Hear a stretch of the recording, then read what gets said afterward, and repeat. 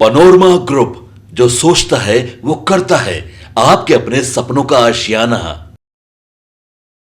है पूर्णिया सबसे hot seat और इस सीट पर संतोष कुशवाहा जदयू से, आरजेडी से बीमा भारती को, पप्पू यादव कांग्रेस के नेता होते हुए भी से उन्होंने निर्दलीय चुनाव लड़ा है। फैक्टर पप्पू नहीं लड़े हैं, मजबूरी है, कुछ तो रही हुई होंगी मजबूरियां, यूं ही कोई बेवफा नहीं होता। नहीं होता।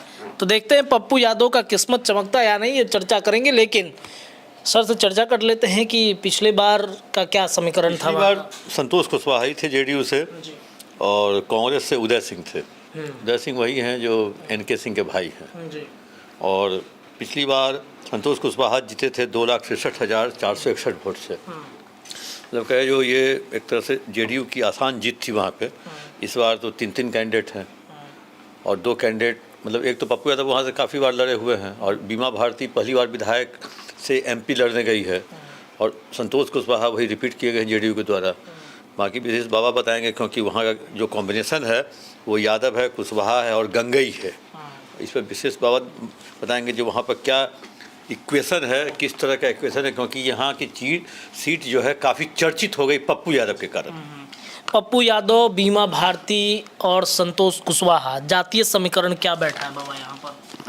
अभी इससे पहले नमन जी बता रहे थे जो कटिहार के जो वर्तमान अभी सांसद हैं उनके बारे में बता रहे थे कि वो जब सीमांचल मीट हुआ था तो उनसे हमारी बातचीत हुई थी, तो बहुत सारी बातें खुल करके आई थी, उसमें पप्पू यादव भी थे। तो तभी ये हो गया था बातचीत कि पप्पू यादव अब पूर्णिया में अपना डेरा जमाएंगे। यहाँ की जो वर्तमान परिस्थिति है उसमें पप्पू यादव के लिए कोई नया नहीं है। जहाँ एक तरफ संतोष कुशवाहा तीसरी बार हैट्रिक मारने के चक्कर में है, एक ही व्यक्ति से उन्होंने 2 बार चुनाव लड़ा है, जिसमें 2019 और 2014 में उदय सिंह कभी कांग्रेस और कभी भाजपा से चुनाव लड़े हैं। इससे पहले उदय सिंह वहाँ के एमपी भी रह चुके हैं। लेकिन यहाँ जो निर्णायक भूमिका है उसमें एक ट्विस्ट करने की कोशिश राजद ने की थी। गंगोत समाज की बीमा भारती हैं, जिनको दिया गया था, उनके पति के बारे में सब कुछ जानता है कि वो इन्फ्लुएंस करते हैं और वो जहाँ लगातार जीतती भी आ रही हैं। इन सारी स्थितियों को अगर देखा जाए तो यहाँ मुस्लिम और यादव की गोलबंदी कहीं ना कहीं बीमा भारती की तरफ अगर शिफ्ट होती भी है, अगर पप्पू यादव को नकार देती है, तो ऐसी स्थिति में ब्राह्मण राजपूत खेल को बिगाड़ सकते हैं। और सबसे बड़ी बात यह है कि यहाँ कुशवाहा, जो संतोष कुशवाहा लगातार जीत रहे हैं, ये भी एक समीकरण का हिस्सा हो सकते हैं। और कहीं ना कहीं जिस तरह की उस सीमांचल मीट में भी उन पर सवालों की बौछार जिस तरह से हो रहे थे और सवालों के जवाब देने में असहज महसूस कर रहे थे, तो इससे लग रहा था उनका टिकट कटेगा। लेकिन इन सब के बावजूद उनका टिकट रहा। और यहाँ पिछड़ा वर्ग जो है, अति पिछड़ा वर्ग, ये निर्णायक भूमिका होगा। यादव निश्चित रूप से पप्पू यादव की तरफ हैं, जैसा कि देखने को मिला। कांग्रेस के लोग जो हैं वो पप्पू यादव की तरफ हैं। लेकिन क्या होता है अंतिम फैसला, वो तो नमन जी बेहतर बता सकते हैं।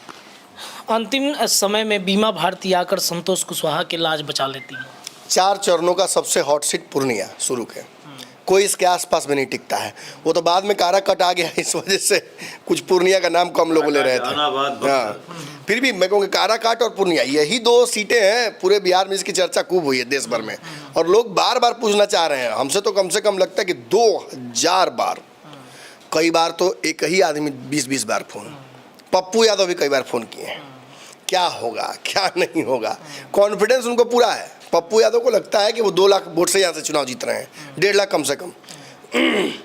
लेकिन इस सीट पर मेरा सर्वे 2 साल पहले से हो लगातार चल रहा है। पूर्णिया में जाता आता रहा हूँ, लगातार मैं गया हूँ। पैनोरामा हाइट्स में मैं वहाँ रुकता हूँ, पैनोरामा ई होम्स में।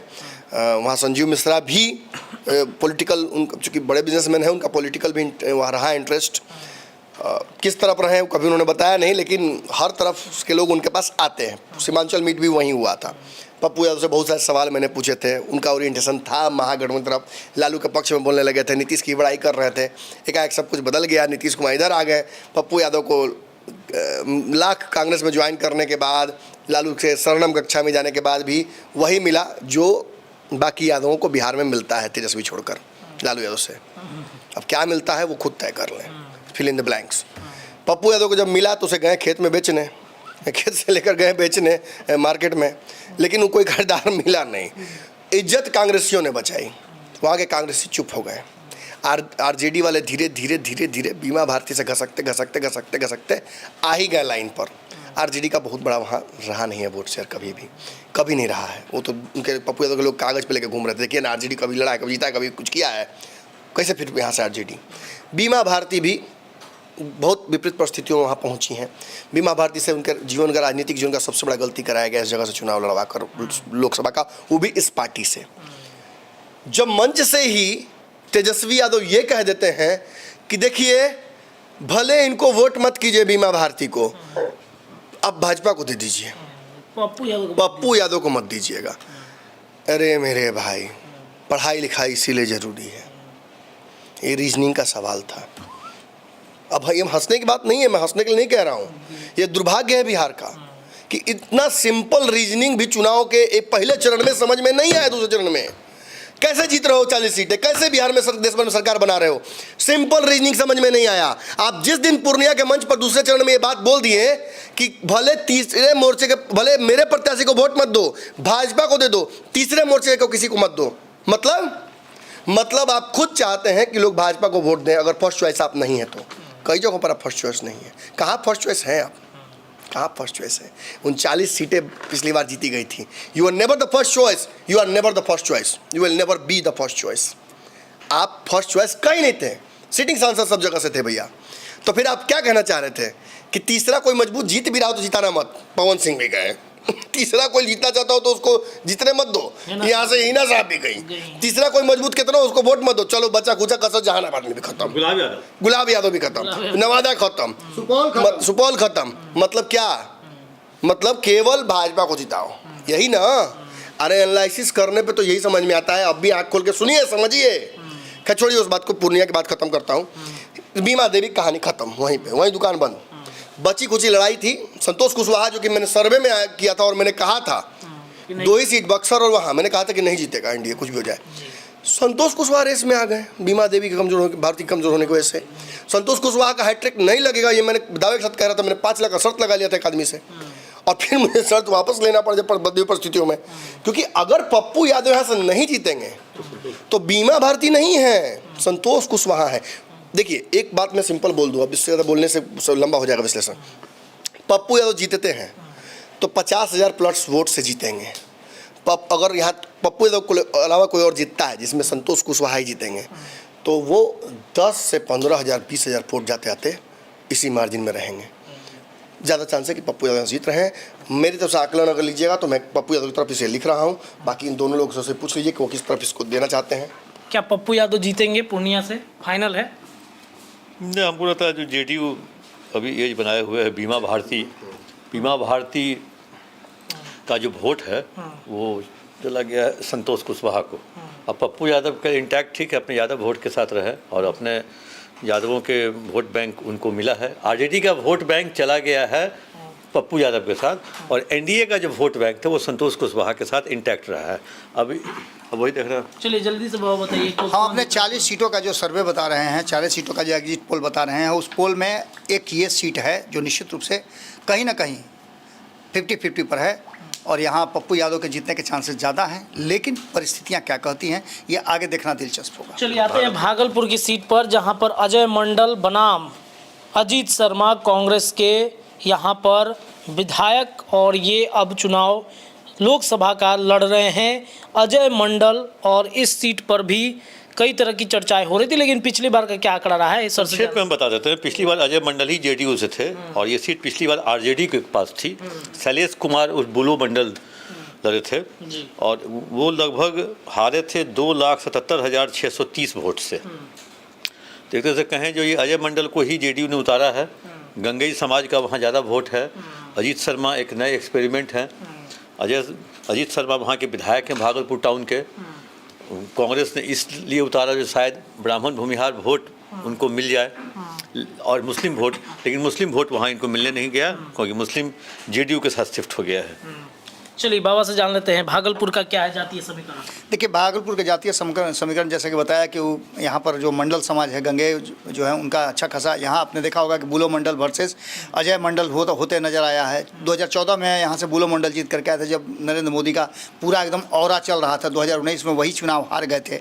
यहाँ स्थिति यह है कि दो बड़े नेता हैं भारतीय जनता पार्टी के, उनका ये गढ़ रहा है, एक अश्विनी चौबे और दूसरे शाहनवाज हुसैन। यहाँ जो निर्णायक भूमिका में है, सिल्क सिटी भी इसको कहा जाता है, और यहाँ के मुसलमान जो हैं वो इस व्यवसाय से जुड़े हुए हैं। तो उनके लिए बेहतर यही होता है कि कौन सी सरकार उनके लिए ज़्यादा बेहतर संसाधन उपलब्ध कराती है। और ये निश्चित रूप से भारतीय जनता पार्टी पिछले कई वर्षों से, मतलब 10 वर्षों से, तो निश्चित रूप से उपलब्ध करा रही है। और इसको लेकर के प्रधानमंत्री नरेंद्र मोदी का भी आपने देखा होगा कि आया था कि बनारस से लेकर के और भागलपुर तक सिल्क का जो कारोबार है उसको हम पूरे दुनिया में फैलाएंगे। इसके साथ साथ आपको बता दें कि ब्राह्मण राजपूत इसमें निर्णायक भूमिका में होते हैं। ब्राह्मणों की संख्या भी अच्छी खासी है। अब देखना दिलचस्प ये होगा कि यहाँ होता क्या है। लेकिन अंततः जो मेरे मानने का सवाल है कि यहाँ से मंडल जीतते आ रहे हैं, तो एक बार फिर से मंडल पर ही लोगों ने मुहर लगाया होगा। गोपाल मंडल भी सर रेस में थे इस सीट को लेकर के, काफ़ी विवाद भी वो कह रहे थे कि हम टिकट तो पकड़े हुए में है हमारे, घूम रहा है, लेकिन जब कटा तो हम लोग भी उनसे सवाल किया था कि कौन चुरा ले गया। नहीं, गोपाल मंडल की हल्की बात करते हैं, मैं क्या बोलूँ। उनकी पार्टी उनको क्यों झेलती आप अच्छे से जानते हैं। मतलब कोई और अगर वहाँ से विधायक मिल जाता, अगर उस तरह की बात होती तो शायद अगली बार ऐसा हो भी जाए। इसी तरीके से एक और विधायक थे सिवान के, आप ही के क्षेत्र के, तो आपको याद है कहानी। तो कुछ ये लोग लायबिलिटी हो गए नीतीश कुमार के लिए। मुझे बोले में दिक्कत नहीं है। इनको तनी जिस तरह से ट्रेनवा में गो करके लगा था, वैसे ही गो करके इनको चुनाव लड़ने का भी लगा था। प्रयास तो किए, हुआ नहीं। अगर गंभीर राजनीति करते तो मौका मिलता, बड़ी लड़ाई लड़ने का मौका मिलता, लेकिन हल्के पड़ गए। Ajay Mandal is not the first choice but he is the last choice of JDU. यहाँ से अजीत शर्मा को देखकर भूमिहारों को और भूमिहारों के एनडीए के प्रति पॉलिटिकल ईमानदारी को टेस्ट करने की कोशिश की गई महागठबंधन की तरफ से। ये तो तय था कि आप जैसे औरंगाबाद में काट दिए, पूर्णिया में काट दिए, वैसे आप भागलपुर में काट नहीं सकते थे, क्योंकि अजीत शर्मा बहुत मजबूत नेताओं में से माने जाते हैं उस क्षेत्र के। सवर्णों ने वहाँ उनको माने विधायक बनाया। अजीत शर्मा जो अरिजीत चौबे जो बेटे हैं अश्विनी चौबे के, वो कितने कम वोट से हारे थे आपको याद है। मतलब सवर्णों की लड़ाई में भी अजीत शर्मा भारी पड़े थे उन पर। तो ये बड़ी बात है कि वो महागठबंधन में भी भारी पड़ सकते हैं इस लड़ाई में। लेकिन मेरा कंप्लीट रिजोल्यूशन में भागलपुर को अच्छे समझता हूँ। वहाँ मैंने बातचीत लोगों से की है। 100 कमियों के बावजूद अजय मंडल छोड़कर कहीं जाने की तैयारी नहीं है। उनकी पुत्री घूमी, खूब नेहा शर्मा ने प्रचार किया, हर तरह का स्वयं प्रचंपंज हुआ। भागलपुर में उतरे, हाँ भागलपुर में उतरे राहुल गांधी भी, आपको याद होगा, वहाँ पूर्णिया के प्रत्याशी को लेकर पहुँच गए तेजस्वी यादव, एक और खटास का कारण बनाता ये सारी चीज़ें हुई। बट अंततः लोगों ने कहा कि भैया ठीक है, हमको मानते हैं कि भूमिहार को वहाँ टिकट दे दिया गया, हमको रिप्रेजेंटेशन मिल जाएगा, लेकिन अजीत शर्मा वो नहीं कर सकते हैं जो नरेंद्र मोदी कर सकते हैं। अजय मंडल को वोट देंगे तो नरेंद्र मोदी को जाएगा। और भागलपुर की कहानी यही है।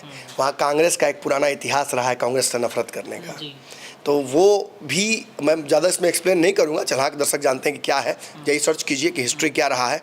इस वजह से भी भागलपुर लोकसभा में नुकसान कांग्रेस को होता है। ये एक ऐसी सीट थी जहाँ राजद लड़ सकती थी, कांग्रेस से सीट लेकर राजद लड़ती, मौका मिलता आगे चल के।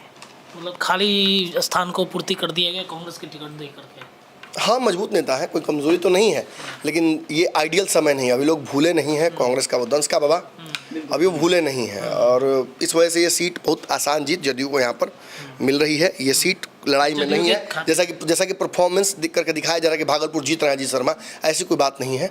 अजीत शर्मा ऊपर नीतीश कुमार ने जो लगातार आपने देखा होगा भागलपुर के लोगों को जो दंश झेल रहे थे या जो उन्होंने उस दंश से निकाला है, तो इसको लेकर के भी नीतीश कुमार के प्रति लोगों की है सॉफ्ट कॉर्नर है। और यही कारण है कि भारतीय जनता पार्टी वहाँ से या अन्य लोगों को लड़ाने की तैयारी चल रही थी। एक समय में चर्चा चली थी, लेकिन फिर अश्विन चौबे आ गए और फिर मामला थोड़ा सा इधर उधर हो गया।